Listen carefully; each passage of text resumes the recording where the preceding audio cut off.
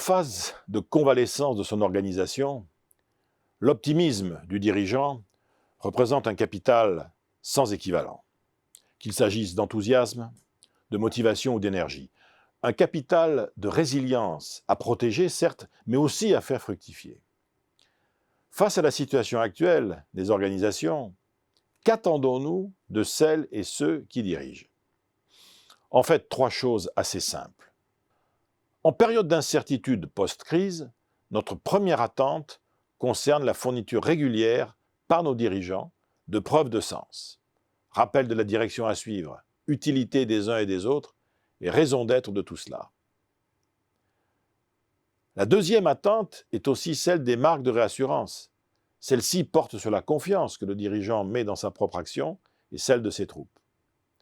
La troisième attente, enfin, est celle d'un climat réellement adapté aux périodes de mutation et de réforme, climat que l'on pourrait qualifier de lucidité positive. Face à l'anxiété, le dirigeant doit en effet permettre à son équipe d'affronter activement les difficultés afin d'éviter que ne s'instaure un sentiment d'impuissance. Le dirigeant résilient doit donc faire réussir une collectivité humaine sonnée par la crise en maintenant son énergie au niveau optimal. On peut globalement reconnaître un tel dirigeant à travers trois attitudes fondamentales. Premièrement, le dirigeant résilient concentre l'essentiel de son action sur les forces, c'est-à-dire sur le potentiel, les qualités des structures et des personnes. Pour un tel dirigeant, les hommes et les femmes qui l'entourent disposent de deux types de ressources d'action face au changement.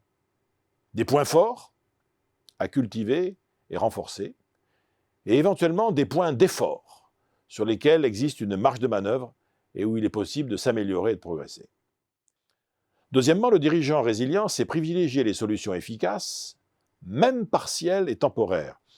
Il y a un risque à se nourrir avec excès de l'analyse méticuleuse des causes des échecs et des raisons de la défaite. Le dirigeant résilient voit les choses différemment. Savoir pourquoi on en est arrivé là, surtout en cas de difficulté majeure, est certes intéressant, mais la recherche des causes, surtout dans le cadre de situations complexes, constitue souvent une perte de temps. Au pourquoi des analystes, le dirigeant résilient privilégie toujours le comment faire pour, la recherche immédiate de voies alternatives ou d'opportunités nouvelles. Troisièmement, le dirigeant résilient traque les petites victoires et capitalise sur elles. Le dirigeant résilient ne perd jamais une occasion de célébrer avec ses troupes une victoire d'étape, même modeste. Un match remporté, un obstacle franchi avec brio, un effort qui a payé, une avancée technique ou un nouveau contrat.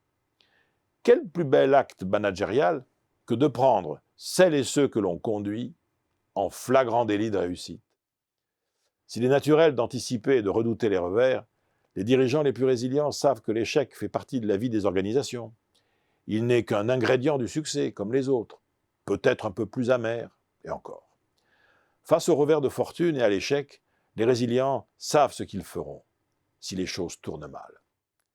Finalement, est résilient le dirigeant dont on peut dire « Face aux turbulences, nées des épreuves et des difficultés, il ou elle a su nous donner l'envie d'essayer, nous a permis de ne pas tout réussir tout de suite et nous a toujours poussé à recommencer, jusqu'à ce que la partie soit enfin gagnée. »